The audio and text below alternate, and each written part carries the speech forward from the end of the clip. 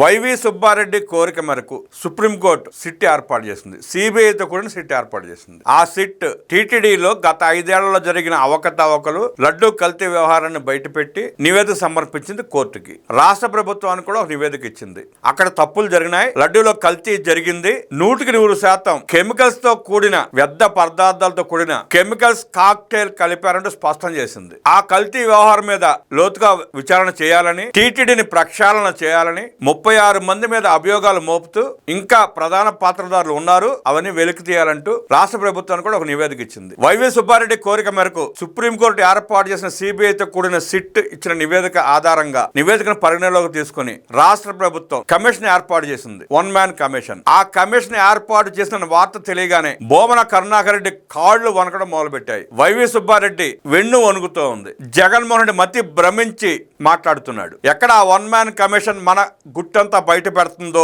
ప్రజలు ఎక్కడ మనల్ని తరిమి కొడతారన్న భయంతో అభూత కల్పనలు, ఫేక్ వీడియోలు, డీఫేక్ వీడియోలు, పేటీఎం వాళ్ళతో చిల్లర రాతలు, చిల్లర మాటలు, వైఎస్ఆర్ కాంగ్రెస్ పార్టీ నాయకులు బొమ్మన కరుణాకర్ రెడ్డి పేరుని నాలుగంటి వాళ్ళ చేత మాట్లాడించడం, పేటీఎం గారి చేత ఫేక్ వీడియోలు పెట్టించి సర్క్యులేట్ చేయడం, బిఆర్ నాయుడు గారి మీద విష ప్రచారం చేయడం మొదలుపెట్టారు. వాళ్ళు చేసిన విష ప్రచారాన్ని ఖండిస్తూ బిఆర్ నాయుడు గారు మెట్టుతో కొట్టినట్టు సమాధానం చెప్పారు. వాళ్ళకి సోషల్ మీడియాలో తనపై దుష్ప్రచారం చేస్తున్న వారిపై చట్టపరంగా చర్యలు తీసుకుంటామని టీటీడీ చైర్మన్ బిఆర్ నాయుడు తెలిపారు. మీడియా సమావేశంలో వైసీపీ సోషల్ మీడియాలో దుష్ప్రచారాన్ని ఖండించారు. నన్ను రాజీనామా చేయాలని బోమన్ అంటున్నాడు. రాజీనామా చేయబడడానికి నువ్వెవరువి బోమన అంటూ నిలదీశారు ఆయన. బోమన కరుణాకర్ రెడ్డి దుర్మార్గాలన్నీ నాకు తెలుసు. వారు ప్రచారం చేస్తున్న వీడియోల్లో అశ్లీలం ఏముంది? వాళ్ళ ఫ్యామిలీతో మాకు 30 ఏళ్లుగా పరిచయాలు ఉన్నాయి. వాళ్ళు మా ఇంటికి వస్తారు, మేము వాళ్ళ ఇంటికి వెళతాం. కొన్ని చోట్ల మార్ఫింగ్ చేసి ఏదో చూపించాలని ప్రయత్నం చేశారు. సన్నాసులకు సరిగ్గా ఎడిటింగ్ కూడా చేయటం రాలేదు. ఈ ఒక్క లైన్ చాలు జగన్ రెడ్డి తలకాయ తీసుకెళ్ళి ఎక్కడ పెట్టుంటాడు అర్థం కాని పరిస్థితి.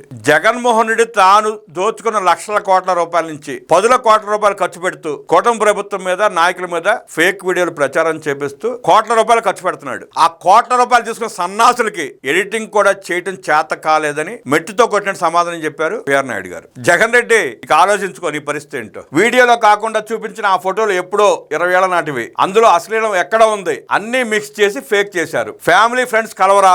ఆ ఫోటోలు వీడియోలు తెచ్చి మిక్స్ చేశారు. మీ ఇళ్లకు ఫ్రెండ్స్ రారా? మీరు వెళ్ళరా? అందులో వల్గారిటీ ఏముంది అని ప్రశ్నించారు. జగన్ రెడ్డి సతీ సమేతంగా తిరుమలకు ఎందుకు రాలేదని ప్రశ్నించా. హిందూ ధర్మ ప్రకారం ప్రశ్నించినందుకే నాపై బురద జల్లే ప్రయత్నం చేస్తున్నారని మండిపడ్డారు. సుబ్బారెడ్డికి బోమన కరుణాకర్ రెడ్డి మద్రాసు వెళ్లి మీరు ఏం చేశారో నాకు తెలుసు, అవన్నీ బయట పెట్టమంటారా?